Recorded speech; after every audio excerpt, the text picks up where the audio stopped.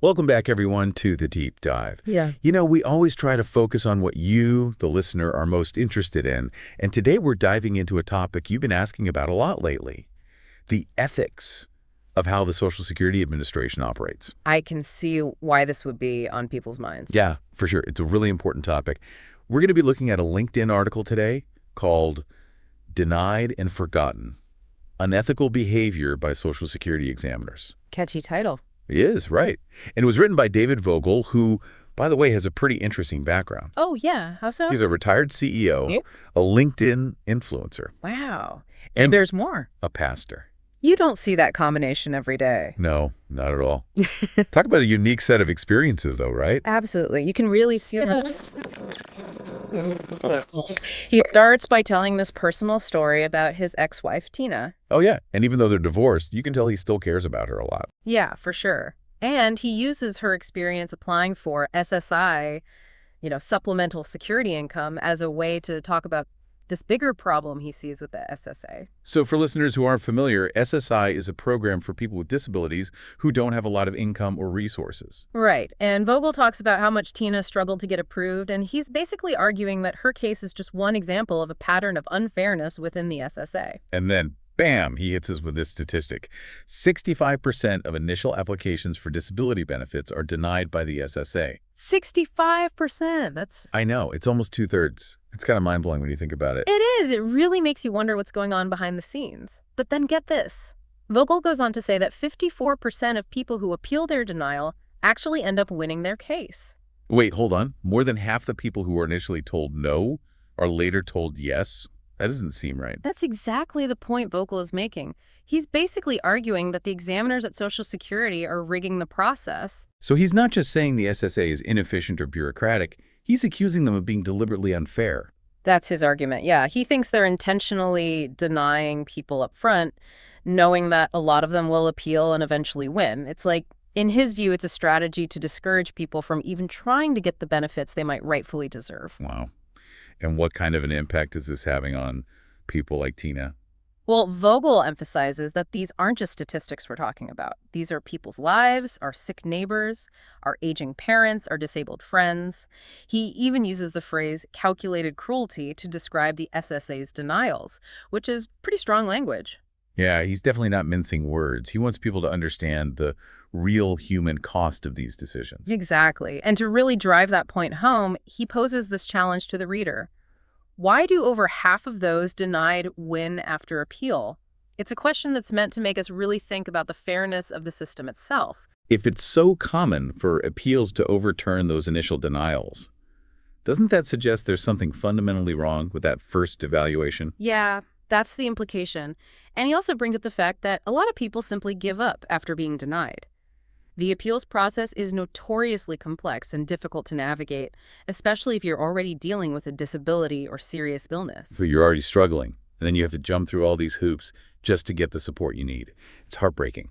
It is, and Vogel's point is that the SSA is probably counting on people being too exhausted or overwhelmed to fight back. He calls it disgraceful. So he's painting a pretty bleak picture here. Does he offer any solutions? What does he want us to do about it? He ends the article with a really passionate call to action. He urges readers to realize this could happen to anyone, to you, your family, someone you care about. He wants people to understand the potential for injustice within the system and to be prepared to fight back. Okay, so let me make sure I've got this straight. We've got a system where a huge percentage of people are initially denied benefits, but then over half of them win on appeal. Vogel thinks this is intentional and unethical, and he's urging people to be aware of this issue and to fight for change. Yeah, that's a good summary. It's a lot to take in. It is, but I think before we dive into the potential solutions and all that, it's worth taking a moment to understand where Vogel's coming from. He's not just some random guy with an axe to grind. He's got this unique background as a retired CEO, a LinkedIn influencer, and a pastor. Right, that's true.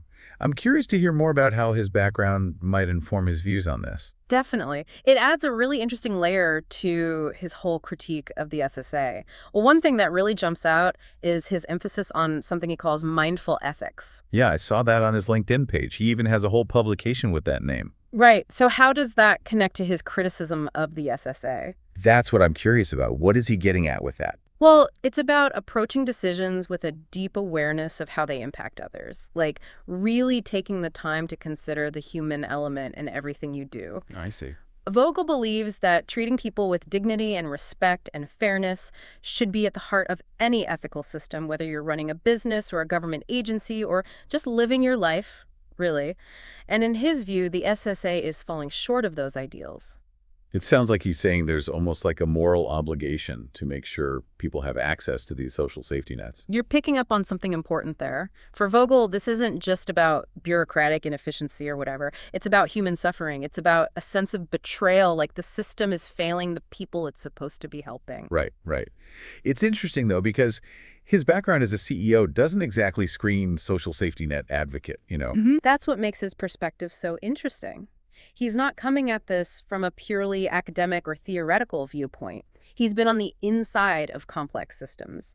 He's seen firsthand how those systems can end up prioritizing efficiency and the bottom line over the well-being of individuals. So he's using his own experience to argue that the SSA might be intentionally creating a system that's really hard for people to navigate. Exactly. Having been in that leadership role, he understands how organizations can make decisions that maybe make sense on paper, good for the organization as a whole, but end up having really negative consequences for the individual people involved. He sees a lot of parallels between that kind of thinking and the way the SSA operates. I can see that connection. It adds another layer to his critique. So we've got Vogel, the storyteller, sharing Tina's experience to make us connect on an emotional level. Then we've got Vogel, the ethicist, calling out the SSA's practices as morally wrong. And then we've got Vogel, the former CEO, raising concerns about how large organizations can lose sight of the human impact of their decisions. You've got it. This is starting to feel like more than just a deep dive into the SSA.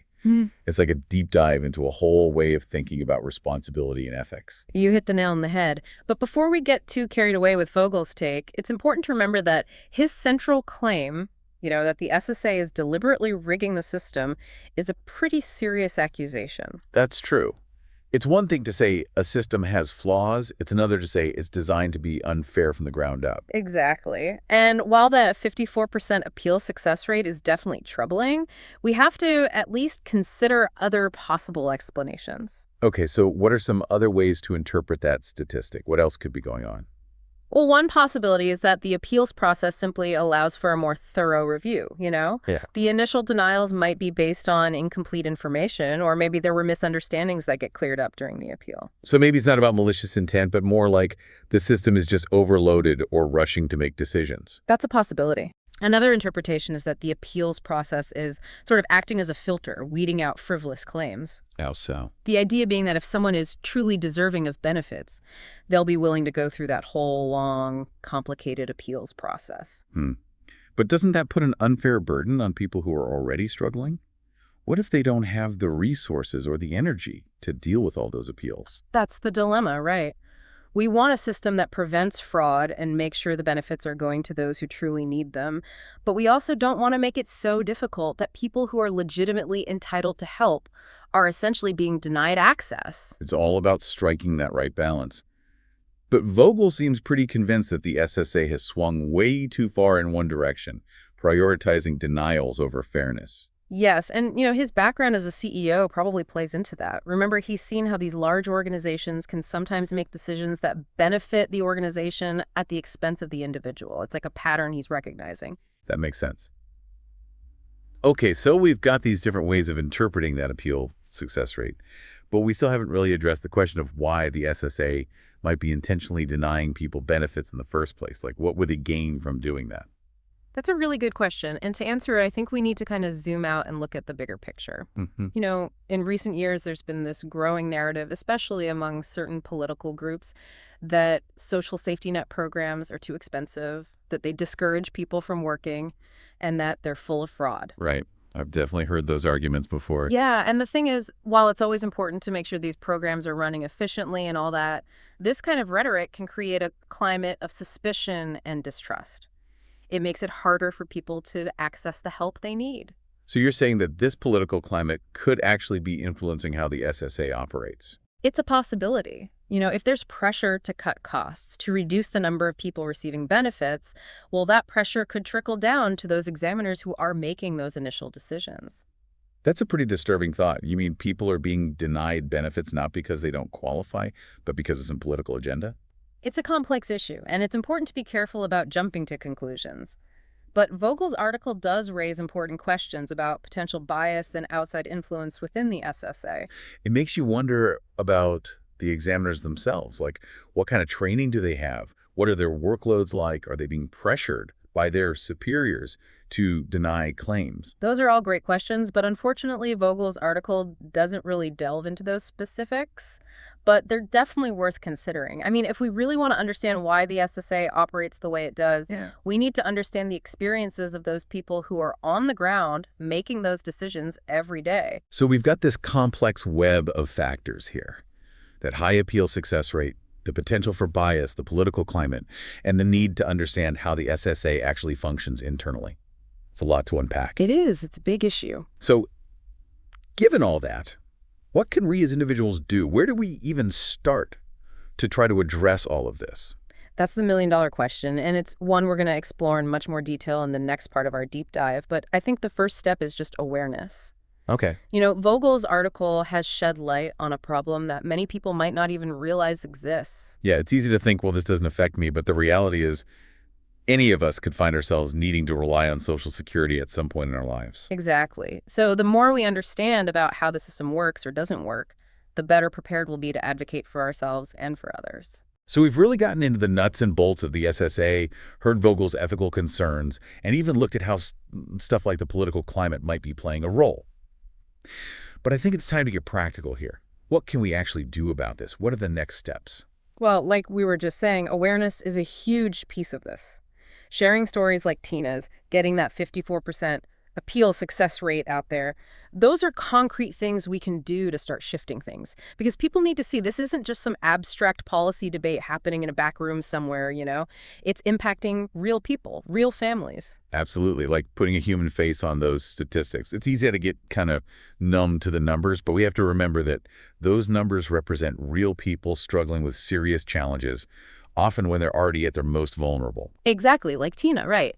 And once people start to grasp that, once they're aware of the problem, they can start putting pressure on their elected officials, demand more transparency from the SSA, push for investigations into these practices, advocate for real reforms that make the system more fair and accessible. I mean, that's how change happens, right? So using our voices, our votes, that's how we start to shift things at the big picture level. But what about on a more personal, individual level? Is there anything we can do to make a difference in the here and now? Definitely. If you know someone who's trying to navigate the SSA system, offer them your support. Help them gather the documents they need, make sure they understand the appeals process, maybe connect them with resources that can offer guidance. It can be so overwhelming trying to deal with all that bureaucracy, especially when you're already stressed and dealing with a health issue or disability. Sometimes just having someone in your corner who understands the system can be a huge relief. Yeah, just having that support system can make all the difference. And for those folks who are going through this process themselves, any words of encouragement? Don't give up. Seriously, that 54% appeal success rate shows that it is possible to win, even if you're initially denied. Keep fighting for what you deserve, and don't be afraid to ask for help. There are organizations like disability rights groups and legal aid services that can provide support and guidance every step of the way. You don't have to go through this alone. So there's help out there. There are people who get it and can advocate for you. It's important to remember that. Now, going back to Vogel for a second, you raised an interesting point earlier. He ends his article with this powerful call to action. But what's he actually doing beyond just writing about it? What concrete steps is he taking? That's a great question, and I think it brings up a really crucial point. It's not enough to just talk about problems. We have to actually take action to address them. And it sounds like Vogel's trying to walk the walk here. Remember, he mentioned that his company, Project Sunrise, the solar energy company, donates a portion of their profits to charity. Oh, yeah, right. I remember that. So he's putting his money where his mouth is. He's not just criticizing the system, he's actively working to make the world a better place. Exactly, and I think that's a powerful message for all of us. We all have choices to make every day, and those choices can either reinforce the systems we see as problematic or support those who are working to create a more just and equitable world. This deep dive has really been eye-opening, to say the least. We started with Tina's personal story. Then we dug into those alarming statistics about the SSA, explored the ethical and political dimensions, and now we've landed on some concrete steps we can take to actually address the problem. It's been quite a journey, and it really underscores that even though these problems can feel huge and overwhelming, we're not powerless. We all have a voice, and we can use it to advocate for change, both as individuals and as a collective. That's a great point to end on. So, to our listeners, we hope this deep dive has been informative and maybe even a bit empowering. Remember, you're not alone in this. If you're struggling, there's help out there. And by working together, by raising awareness and advocating for change, we can push for a system that treats everyone with dignity, respect, and fairness. Thanks for joining us on The Deep Dive.